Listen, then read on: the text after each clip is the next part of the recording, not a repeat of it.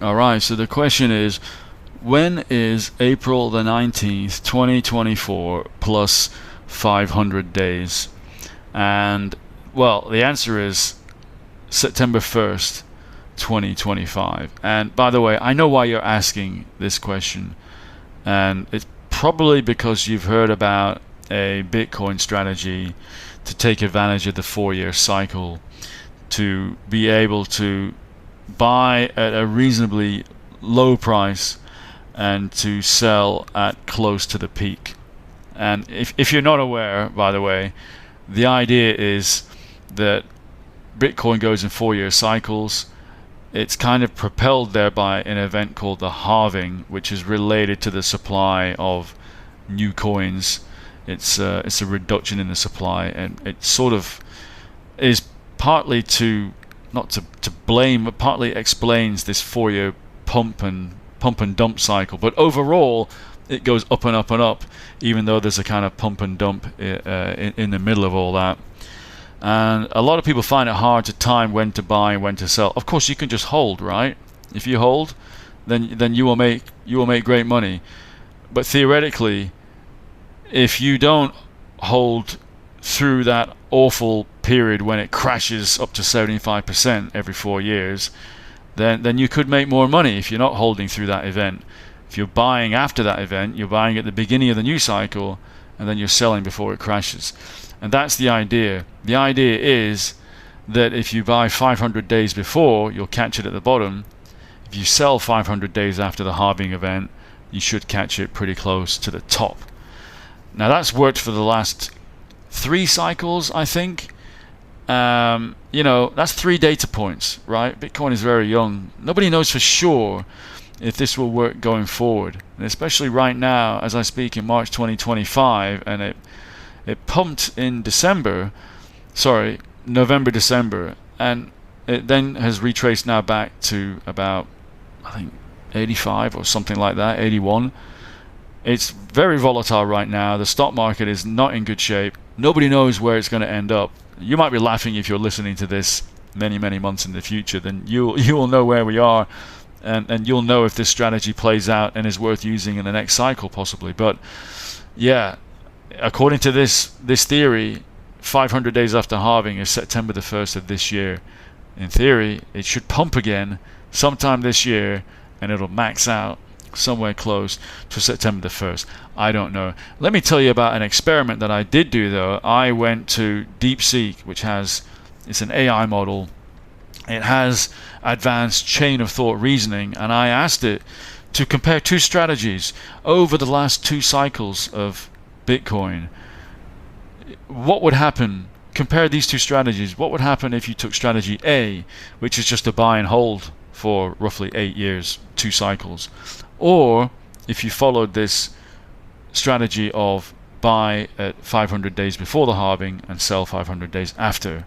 And obviously there's a period in the middle where you're actually just sitting on cash, and then you wait, I think, how many days? I'm not sure, maybe 100 or 200 days, and then the next buy opportunity opens up, and then you wait another 1,000 days before selling. So compare the 2 strategies. What is the difference? And I will tell you what it said. You'll be very, very interested, I think.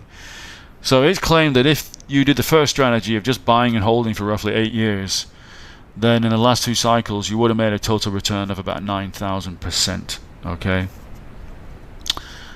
Now I'm not making any claims as to the accuracy of this analysis. I don't think the figures will be totally accurate, but I think they'll probably be ballpark, at least illustrative. So anyway, the first strategy, buy and hold, 8 years, 2 cycles, 9,000%. The second strategy, halving-based timing is what it calls it, is way better. Instead of 9,000%, it is 35,000%. Wow. Yeah, that is incredible. So yeah, it's like 4 times better, basically. And this is what a lot of people are trying to do in the market, and this is also partly explains why in a cycle you will see such an extreme pump and such an extreme dump. Because although everybody knows if you buy and hold, you'll still make that 9,000% or whatever, everybody wants to make more. They want to make, they don't. And I've had it myself. I've been through a cycle. I bought before a cycle a significant amount, and then it crashes, and I've been like, oh man, here I am.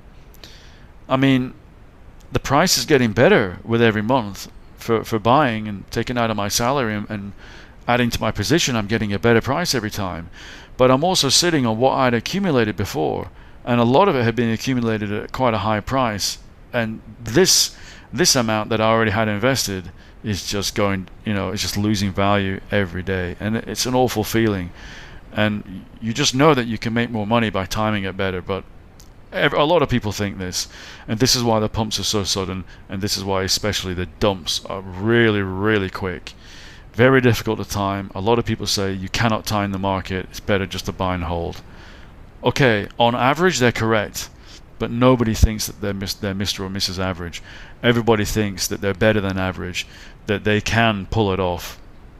I mean, who is to say that someone's wrong simply for trying, right? I'm not going to criticize someone for trying. To be honest, I do the same. I don't just buy and hold. I do try and time my sales as well. Will I hold until September the 1st, and at that point sell? If it does turn out that we're in a bull market and it starts around, I guess that would have to be around summertime, that would really be pumping in a bull market, then I'm going to pay special attention to that date, September the 1st. I sure am, because according to this theory, not very long after, it's going to start to dump badly. So if we are in a bull market at that time, and I'm in the market in the months previous to that, I'm going to pay very special attention to that date, because that I won't be the only one paying attention to that. Other people will as well. It may even be worth trying to get out before everybody else, but people probably say that every time. Now, if it looks like the bull market is over already and that was it in November, then this date suddenly becomes irrelevant. This whole theory about selling 500 after, and possibly even the buy part, it's just another theory that just turns to dust. Like, all theories are good until they're proven wrong, right? All models are good until they're proven wrong. One way or the other, we're going to find out this year if this model still applies or if it doesn't. I'm kind of curious to know what you think. Right now, I have no idea. So I'm probably going to replay this particular video in what's that, September? That's 6 months from now. So I wonder where we'll be in 6 months. Either we'll have pumped amazingly, and maybe I'll get out the market just in time and made an incredible return, or maybe not. I have no idea, but I'm definitely set a reminder to listen to myself and maybe make a follow-up video. So if you're watching this 6 months from now, around September, you let me know what you think. Have I been an idiot for believing in this theory, or I don't know. You let me know. Or was it a genius move? I have no idea. Let me know. All right. Give this video a like if you enjoy this discussion, and subscribe to the channel, and I will see you again soon. Take care. Bye-bye.